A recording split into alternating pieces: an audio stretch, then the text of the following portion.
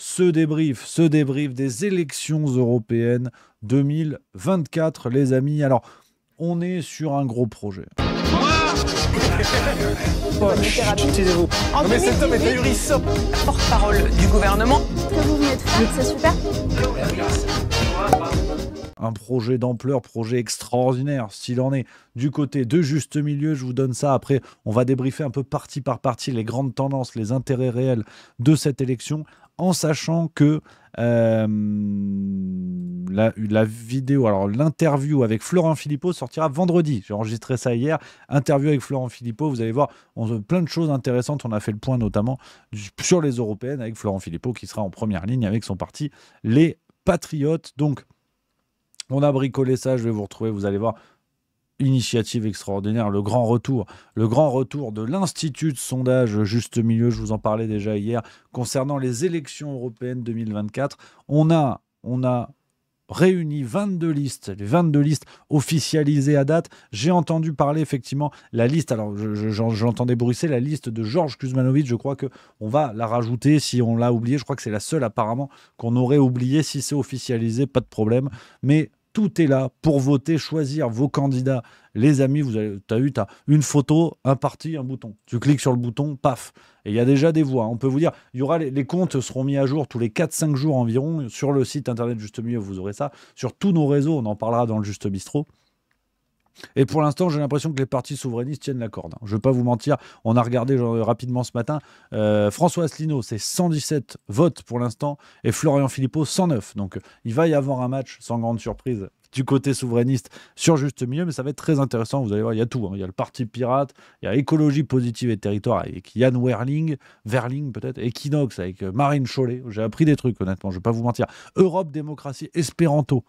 Laure Patas d'Illier, tu vois, ça permet aussi d'apprendre quand même, d'apprendre tout ça. Je vous mets le lien dans le chat, les copains. Je vous mets le lien, voilà, paf. C'est clairement l'initiative Juste Mieux pour avoir une tendance, la tendance de notre institut de sondage, après tout, quitte à avoir des trucs pas très carrés, autant le faire nous-mêmes. Voilà, plutôt que s'en remettre toujours du côté des mêmes. Alors, le petit point, dites-moi dans le chat, si vous voulez. Jean Lassalle, pour l'instant, est à 2 votes. On me demande la France Insoumise, Manon Aubry, on est à 12. Du côté de Jordan Bardella, Rassemblement National, c'est 11. Donc, tu vois, on n'est pas pour l'instant sur les tendances. Pas pour l'instant sur les tendances des autres sondages. Donc, n'hésitez pas, les amis, à faire tourner, partager la page du candidat que vous voulez. Ça va être intéressant. Et donc, on arrêtera les résultats début juin, juste avant, les copains, pour ça. Alors, où est-ce qu'on en est dans ces élections européennes? C'est un petit peu l'idée de la séquence, faire un petit débrief sur toutes les forces en présence, sur tout ça, parce qu'on a des élections qui sont assez paradoxales. C'est-à-dire que les critiques concernant l'Union européenne se font entendre, c'est-à-dire une critique presque au sens étymologique, la mise en crise de quelque chose. Donc, ce n'est pas forcément des critiques qui sont négatives ou...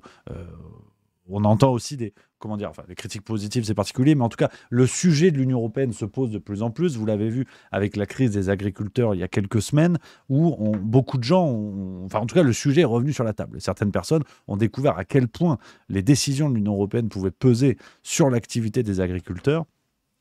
Et donc, bref, qu'on le prenne dans un sens positif avec tous ceux qui nous disent sans l'Union européenne, on n'aurait pas pu affronter le Covid, ou on l'aurait affronté différemment, économiquement, ce serait pas bien, enfin bref. D'un côté comme de l'autre, ceux qui nous disent il faut quitter l'Union européenne, le Frexit et tout ça, on parle de ce sujet-là. Et les élections européennes, j'ai l'impression, je ne sais pas comment vous le ressentez, dites en commentaire et dans le chat, j'ai quand même l'impression qu'il y a un intérêt qui se crée, soit un intérêt contre, un intérêt pour s'opposer à l'Union européenne, soit un intérêt pour la défense de l'Union européenne, mais que finalement le sujet se pose de manière plus forte que entre la période, on va dire, 2010 et 2020. Avec le Covid, avec l'Ukraine, avec ces événements-là, on a vraiment ce sujet qui revient dans le quotidien des gens et qui fait énormément parler. Alors, de fait, on a aujourd'hui des têtes d'affiche qui sont mises en avant. On a des têtes d'affiche. Alors, on va parler un petit peu pêle-mêle de certains partis. Alors, le premier, on va prendre un peu dans l'ordre des grands sondages officiels, IFOP, PIF Gadget et compagnie. On a le Rassemblement national. Alors le Rassemblement national, je vais y aller un petit peu à la sulfateuse, hein, je ne vais pas vous mentir, je vous fais un décryptage saveur juste milieu. Donc je ne suis pas là pour vous dire, lui il fait ça, c'est super, et vous dire que tout le monde est super. On fait le décryptage qui est un peu en fait une synthèse de tout ce que je peux vous dire dans la farce tranquille depuis qu'on parle des élections européennes. Donc dans les grandes tendances, on a aujourd'hui Rassemblement national mené par Jordan Bardella, un Rassemblement national plus opportuniste que jamais sur la question européenne. On se rappelle des volontés, des velléités de Marine Le Pen de quitter l'Union européenne. On est en 2012 à ce moment-là, où elle évoque clairement la possibilité d'eux. Finalement, voyant que ça ne prend pas trop, en 2017, il ne s'agirait plus que de quitter l'euro avec un passage par l'écu.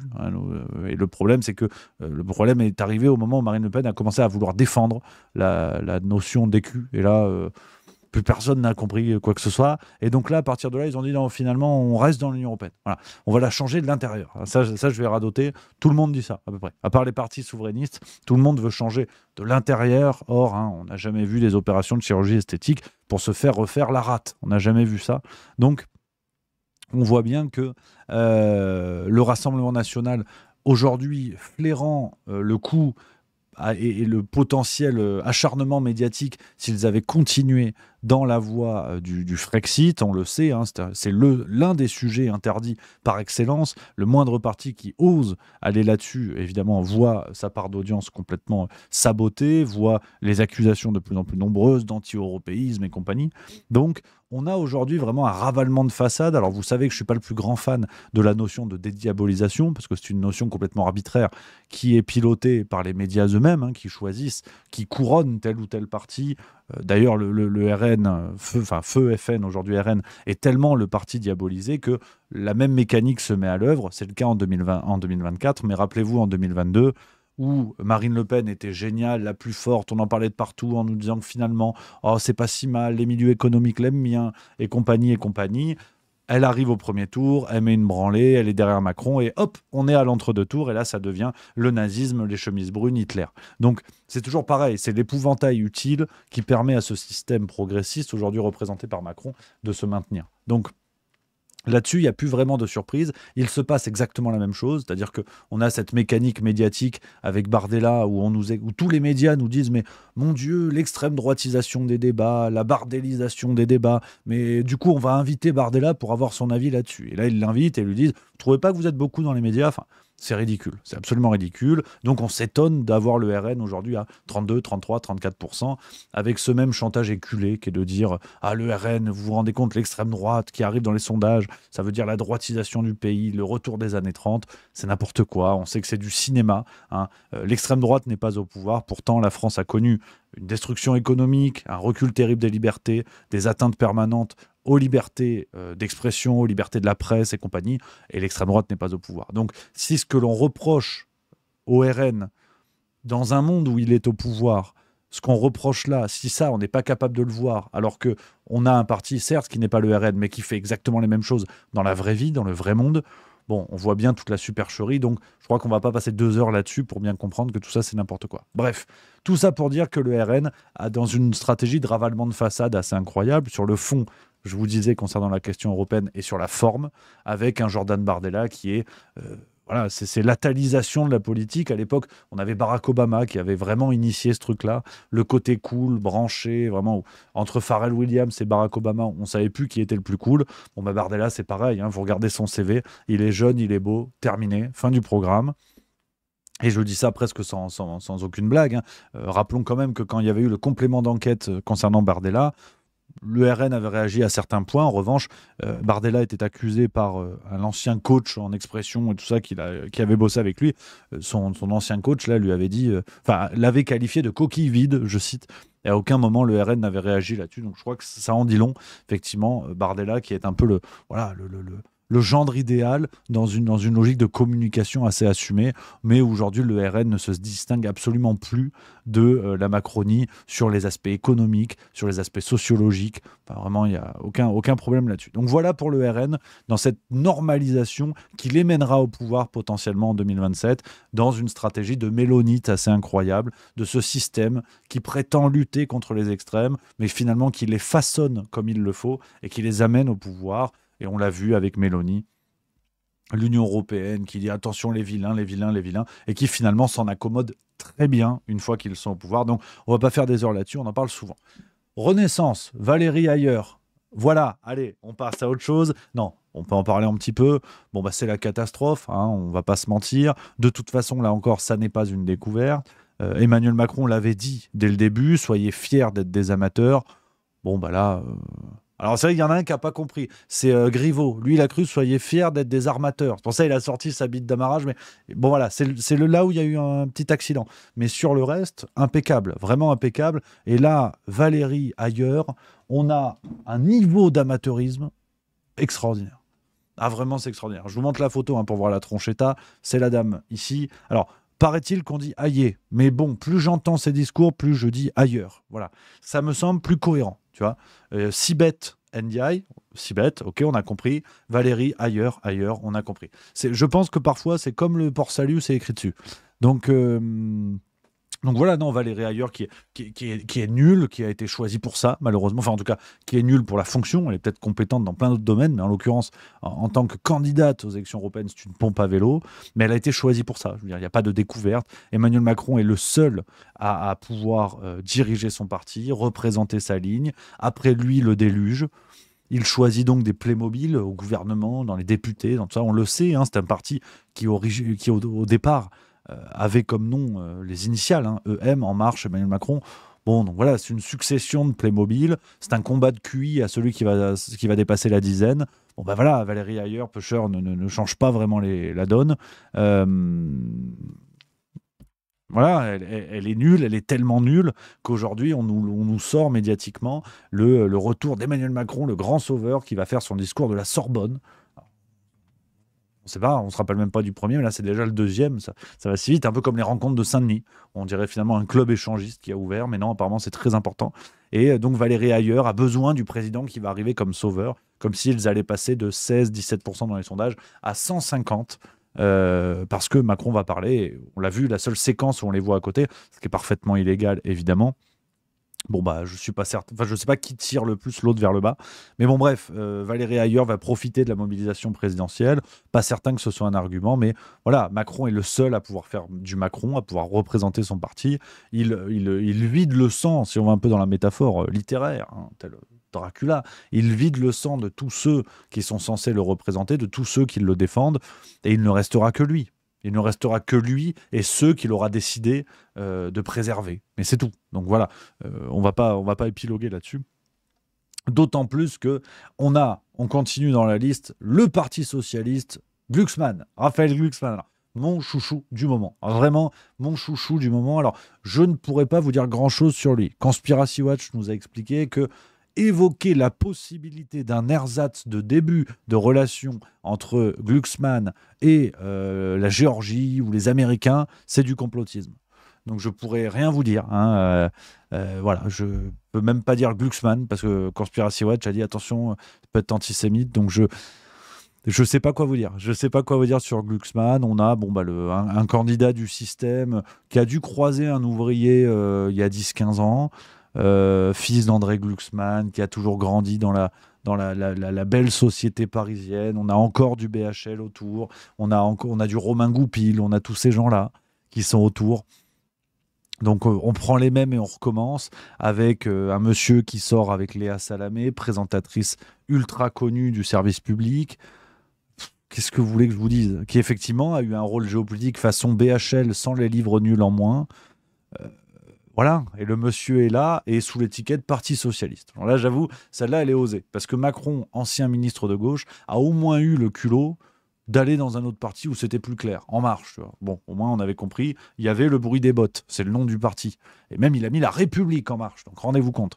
Mais là, ils ont fait un truc quand même extraordinaire. Glucksmann, pro-OTAN assumé, no border, enfin héritier de la gauche post-68, enfin vraiment le pire, la lie de ce qui est devenu la gauche post-mitterrandienne. Bon, bah là, ils te le mettent dans l'étiquette Parti Socialiste, c'est bien joué. Franchement, ah ouais, non, vraiment, je trouve ça culotté. Is it culotted? Vraiment, c'est assez extraordinaire. Donc, Glucksmann, voilà, qu'est-ce que vous voulez que je vous dise ? C'est le renouveau de la gauche. Allons-y, après tout, pourquoi pas. C'est le renouveau de la gauche. Jean Jaurès, Glucksmann, anatomie d'une chute. Je crois qu'on est pas trop mal. On continue avec la France Insoumise, dont la liste est menée par Manon Aubry, ici même. Alors, on a mis les partis un peu par ordre d'importance dans les sondages, mais il y a plein d'autres. Après, vous faites ce que vous voulez, hein. Chacun fait ce qu'il veut. Manon Aubry, la France Insoumise, alors là, c'est un petit peu pareil.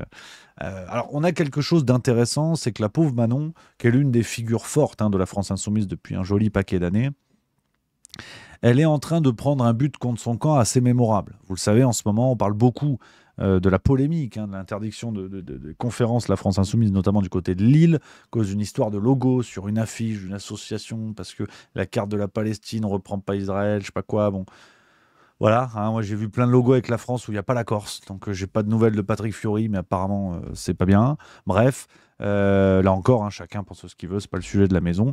Mais ce qui est très intéressant, au-delà de tout ça, c'est que Jean-Luc Mélenchon est en train d'enterrer Manon Aubry. Il lui offre vraiment un enterrement de première classe en mettant Rima Hassan, donc militante pro-palestinienne d'origine palestinienne, qui est sur la liste européenne, la liste LFI pour les européennes. Mais Mélenchon, comme un grand, a choisi et met en avant Rima Hassan, il fait les interventions avec elle, il veut imposer le sujet Israël-Palestine dans ses élections, mais de fait, Manon Aubry, on n'a plus de nouvelles. Elle est complètement dégagée, alors que c'est la tête de liste. Donc ça semble assez clair, avec Jean-Luc Mélenchon qui n'est pas le dernier pour cannibaliser ses propres troupes, pour les dévorer de l'intérieur, maintenir sa ligne, se maintenir comme le Palpatine insoumis. Mélenchon, ce qui fait me semble assez clair, hein, après on verra. Mais il veut dégager définitivement la ligne qui est celle de Manon Aubry, c'est-à-dire la ligne pro-ONG. On rappelle que Aubry appartenait à Oxfam, enfin, était même d'ailleurs dans l'état-major de l'ONG Oxfam par le passé. Donc c'est une ligne pro-ONG très tournée vers l'extérieur, très tournée vers tout ça. Ça n'est pas la ligne de Mélenchon, et donc il veut la dégager définitivement. Donc ce qu'il fait est assez simple. Il met en avant une personnalité qui n'est pas Manon Aubry.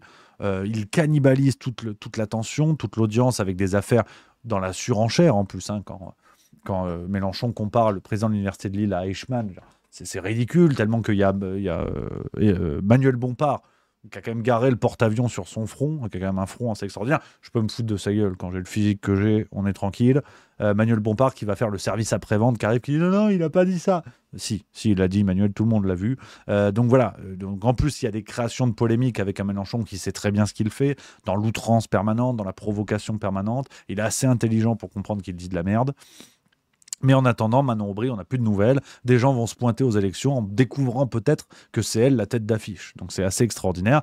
Résultat, on est un petit peu dans le pronostic, hein. Je pense que la France Insoumise va prendre une volée mémorable. Et Mélenchon pourra dire, vous voyez bien, quand je ne suis pas aux manettes, on est nul. Donc il va imposer plus que jamais son image de leader maximo. On continue avec Europe Écologie Les Verts. Marie Toussaint. Bon, là... on est juste au-dessus du Téléthon, hein. C'est une campagne, effectivement, alors, qui est pas vilaine. Elle n'est pas vilaine, la campagne écolo, mais c'est n'importe quoi, hein, avec des dynamiques à l'œuvre. Alors, Marie Toussaint, Peucheur, on ne sait pas qui c'est, hein, par peut-être les proches d'Europe Écologie Les Verts, d'ailleurs, qui aujourd'hui veulent se faire appeler les écologistes, hein, rappelons-le. Hein, c'était eux, ils ont changé de nom de parti. À part les proches, on ne sait pas qui c'est. On ne sait pas qui c'est Marie Toussaint. Ils l'ont mise en tête de liste. Je pense que là encore, la dynamique est assez claire, hein. Marine Tondelier, dont on n'a plus beaucoup de nouvelles en ce moment, se fait gentiment oublier. Ils mettent une pompe à vélo en tête de liste. C'est pas une attaque ad hominem, c'est pas contre la personne elle-même. C'est juste qu'elle n'est pas au niveau pour être tête de liste d'un parti qui occupe l'espace, dont on parle beaucoup, qui a l'avantage de défendre une idéologie qui est dans le sens du vent, sans mauvais jeu de mots. Et donc, Tondelier, Rousseau, les têtes d'affiche d'Europe Écologie Les Verts mettent une personne qui n'est pas qualifiée.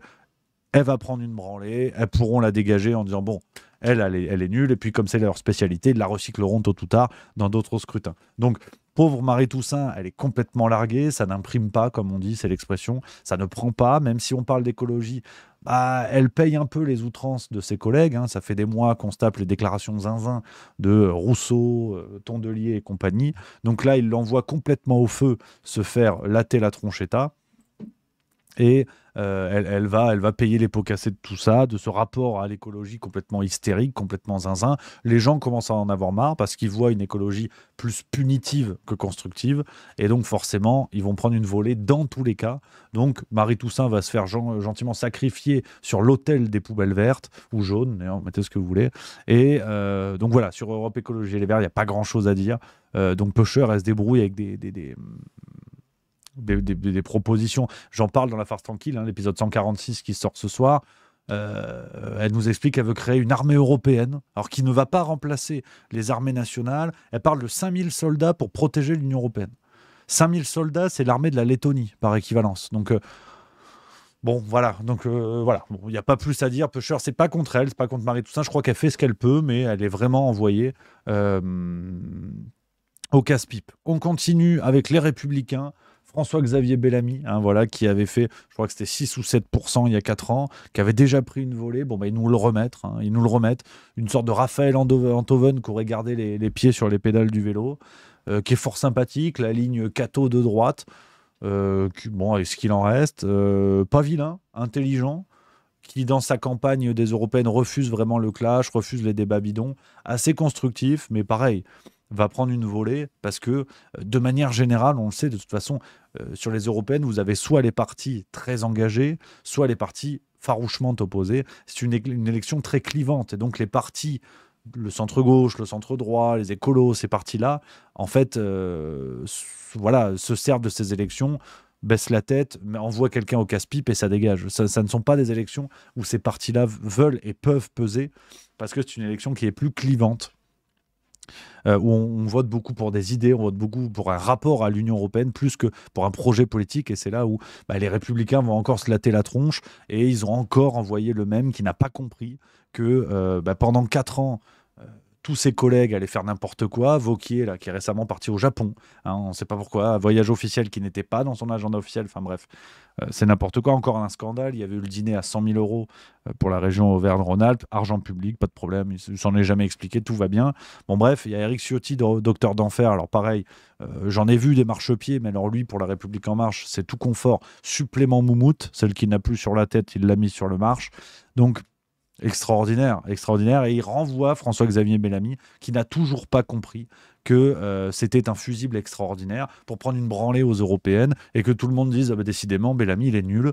Donc là, au bout d'un moment, aussi brillant soit-il, notamment en philosophie, assez bon même sur le rapport à la culture, entre civilisation et culture, il est assez brillant.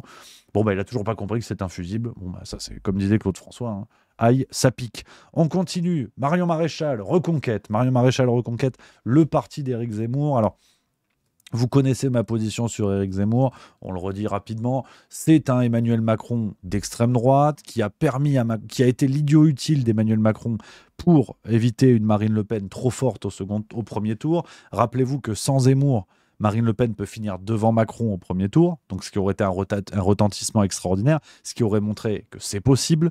Donc on a une dynamique comme celle de Taubira avec Jospin en 2002, où Taubira peut-être, toujours des peut-être, grille la place de Jospin au second tour et permet à Jean-Marie Le Pen d'y être. Et donc là, Reconquête, avec ce discours, faut sauver la civilisation. C'est le truc d'Éric Zemmour. C'est-à-dire que si on défend Israël, c'est pour sauver la civilisation. Si on lutte contre l'immigration, c'est pour sauver la civilisation. Si je tire la chasse d'eau 2 fois par jour, c'est pour sauver la civilisation. Enfin, c'est un discours civilisationnel, ce qui ne veut rien dire absolument, dans la mesure où, pendant ce temps, la ligne Reconquête est absolument pour l'Union européenne. On n'est même pas dans une espèce de mélonite aiguë façon RN. Zemmour est tout à fait au clair là-dessus, qu'il n'y a aucun problème avec l'Union européenne. Alors c'est vrai que ça fait des années que je cherche à comprendre comment on peut combattre la libre ouverture des frontières sans se retourner à un moment donné contre Bruxelles qui autorise et gère un petit peu tout ça. Donc bon, je cherche à comprendre, mais je sais que parmi vous, il y a beaucoup de supporters d'Éric Zemmour. C'est un débat toujours intéressant, vous connaissez la guinguette. En attendant, c'est Marion Maréchal qui se retrouve tête de liste aux européennes. La presse bruitée de rumeurs concernant les désaccords entre Maréchal et Zemmour. J'ai même entendu récemment la possibilité d'un retour de Maréchal au RN. Donc là, Bardella Maréchal, c'est Ken et Barbie, épisode 2. Donc, affaire à suivre, mais bon, Reconquête, n'oublions pas quand même que c'est un parti qui avait été catapulté façon Glucksmann avant le premier tour des présidentielles 2022. On annonçait Zemmour jusqu'à 15% dans certains sondages. Finalement, on finit à 7%. D'aucuns diraient que c'est pas si mal pour un mec qui se lance dans la politique, mais n'oublions pas l'empire Bolloré qui a contribué à fabriquer le personnage politique Zemmour, candidature totalement factice, et qu'on ne vienne pas me dire « ouais, mais Bolloré est un opposant à Macron ». Non, Bolloré, l'empire Bolloré comprend l'entreprise Havas, vous savez, entreprise de communication, qui est gérée par nul autre que le fils de Vincent Bolloré, donc qu'on ne vienne pas m'expliquer que Bolloré, c'est l'anti-Macron. On a une logique d'entre-soi, on va dire d'aide un petit peu camouflée, qui est très intéressant. Donc on continue avec le Parti communiste français, c'est la lutte finale, Léon de Fontaine. Alors, très bon candidat. Ça. Parce qu'on n'a pas que des pompes, hein, c'est quand même ce qui est chouette, hein, depuis tout à l'heure, je vous dis ça, hein, je veux dire, Marion Maréchal, c'est brillant, François-Xavier Bellamy, c'est brillant, bon, Glucksmann, c'est brillant, mais le problème, c'est que c'est trahissant. Donc, c'est toujours le problème. Bardella, bon, ça fait des beaux discours, mais voilà. Mais par contre, mention spéciale pour le communiste Léon de Fontaine. Alors, pareil, hein, les communistes pour le projet européen, ça fait, voilà. Hein, on est dans l'art contemporain, pour moi, c'est-à-dire un Cujat qui remporte le 100 mètres. Bon, ben voilà, des communistes qui ne visent pas le Frexit. Ça, à moins que, voilà, si un renversement s'opère, est-ce que l'Union européenne défend un projet communiste à terme? Je ne sais pas. Je ne peux pas vous dire, je ne suis pas qualifié, mais en tout cas, on a un jeune qui émerge, et désolé, je vais devoir lui envoyer un petit tacle glissé, vous savez que je l'adore. Ça fait du bien de voir des jeunes en politique compétents, qui ne dealent pas de drogue, qui ne vivent pas pour les retweets. Ça fait du bien de voir des jeunes autres que Louis Boyard. Voilà, c'est gratuit, c'est cadeau. Mais en tout cas, Léon de Fontaine, tête de liste pour le Parti communiste français, que je trouve brillant. Je vous invite à aller voir. Après, sans être vous communiste, vous votez pour ce que vous voulez, c'est pas le but de la maison. Je le trouve extrêmement intéressant, brillant, compétent, jeune. Il envoie un truc sympa dans la lignée de Roussel. Donc, ne l'oublions pas non plus, hein, le Parti communiste français est un parti communiste de droite, ça c'est original. Mais bon, Roussel qui avait fait campagne, on s'en rappelle, hein, en 2022, qui avait parlé du vin, de la viande, du steak, choses comme ça. Donc quelque chose d'assez populo, mais qui fait du bien, qui dénote, on va dire, qui permet de remettre un petit peu de bon sens, même si la réalité du terrain, on est à la fois très loin du Parti communiste, enfin très loin du communisme classique, et on parle quand même d'un parti communiste. N'oublions pas, c'est toujours la petite contradiction, là encore, que j'ai du mal à comprendre et que j'aurais longtemps du mal à comprendre, c'est quand on fait des procès en historicité, vous savez, hein, quand on dit l'extrême droite, vous vous rendez compte, la mort, 6 millions de morts, des millions de morts à travers toutes les guerres à cause de l'extrême droite, et qu'on ait aujourd'hui un parti communiste français qui à aucun moment se fasse enquiquiner sur les procès en historicité. Là, je trouve ça extraordinaire. Ce qui dit bien quand même, ce qui en dit très long sur finalement le fait que tout cela soit régi par les médias qui autorisent certains partis, qui tapent sur d'autres. J'ai l'impression de découvrir la roue en vous disant ça, mais les rappels font toujours du bien. Alors, là, on passe un peu en Ligue 2. Voilà, là, je vous ai fait la Ligue 1 avec les 8 premiers partis. Après, après ça part dans tous les sens. Après, on a des types Jean-Marc Governatori, écologie au centre. Donc, je lis tout le monde. Hein. Après, je vous avoue, il y a des gens, je ne sais pas qui c'est. Je ne vais pas vous mentir. Je me bricole les journaux tous les jours, ça me passionne, mais il y a des gens... Guillaume Lacroix, PRG, le centre-gauche, donc on l'embrasse. Le parti animaliste, Hélène Touy, ça pourquoi pas. Parti animaliste qui avait fini devant, je ne sais plus qui, on en avait parlé. Ils avaient mis des animaux sur leur affiche, je crois que c'était au présidentiel, c'était une première. Lutte ouvrière, Nathalie Arthaud, tête de liste, qui était là en 2022 déjà, qui est dans son rôle, hein, lutte ouvrière. On avait entendu la dernière fois, je l'avais entendu quand j'allais à... on allait à Toulouse, justement. On allait à Toulouse pour le spectacle Rodage. Matin, petit-déj à l'hôtel. Et là, hop, elle était à la téloge sur BFM. Elle voulait taxer les grands profits, les capitales, CAC 40. Voilà, c'est ce qu'on aime chez Lutte ouvrière. Donc, Nathalie Arthaud sera la tête de liste. Là, on rentre dans les candidats, j'imagine, que vous aimez bien. C'est Jean Lassalle et Alliance Rurale. Alors, on fera fi de la trahison et du fait de rejoindre de s'allier avec Willy Schraen, président des chasseurs, proche d'Emmanuel Macron. François Asselineau, qui est là pour l'Union populaire républicaine. On va normalement organiser peut-être bientôt un autre interview. Comme ça, il pourra nous expliquer qu'il a plein d'abonnés sur YouTube. Je sais que ça taquine, j'ai vu quelques blagues sur les réseaux par rapport à ça. Jean-Christophe Fromentin pour Territoire en mouvement.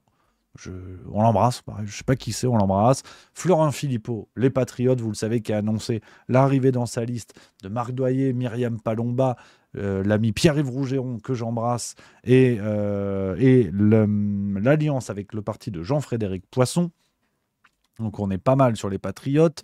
On a Yann Verling, je pense que ça doit être alsacien cette histoire, pour écologie positive et territoire. Donc on a 3 partis enfin 3 listes qui ont quand même écologie dedans. Marine Chollet, Equinox. C'est vrai que là, comme ça, la photo, le logo, on dirait un cabinet de conseil, mais Marine Chollet, Equinox, la liste, allez-y. Europe, démocratie, espéranto, Laure Patas d'Illier. Là, j'ai rien à vous dire sur cette dame, sinon qu'elle a de très belles fleurs derrière elle. Thierry-Paul Valette pour Europe équitable. Alors pareil, on dirait une marque à la Biocop de lentilles, mais il est là, donc on l'embrasse également. Le Parti Pirate, mené par Jacques Sparrow, je rigole, par Caroline Zorn. Caroline Zorn, pareil, on la salue, très très beau chemisier, il faut oser le léopard. Et Ruralité, l'avenir dans le bon sens, avec Philippe Folliot. Voilà les amis. Et le vote blanc. Le vote blanc, alors bien sûr, s'il y a Lilian Thuram, le vote blanc, c'est une expression, bien sûr. Ça n'est pas raciste. Voilà, c'est le vote blanc, ça s'appelle le vote blanc. Voilà les amis, un petit peu pour ce point pour les élections européennes. Alors je vous redonne le lien vers la page pour voter dans le sondage citoyen de Juste Milieu, le cabinet de sondage Juste Milieu, l'institut de sondage réouvre ses portes. On l'avait fait au présidentiel, vous aviez été très nombreux, je crois qu'on avait fini avec 20 000 participants, c'était assez énorme, donc ça fait plaisir, c'est l'idée, on aura les tendances propres à la chaîne Juste Milieu, bien sûr que ça va être biaisé, bien sûr qu'on n'aura pas la méthode des échantillons ou des quotas, mais bon, je me dis qu'aujourd'hui, les cotes de popularité de Macron sont à 40% d'après le JDD, on doit pas être autant dans la connerie qu'eux, pas plus ou moins, voilà les amis, au moins nous c'est n'importe quoi, mais c'est assumé, voilà, il n'y a pas de problème.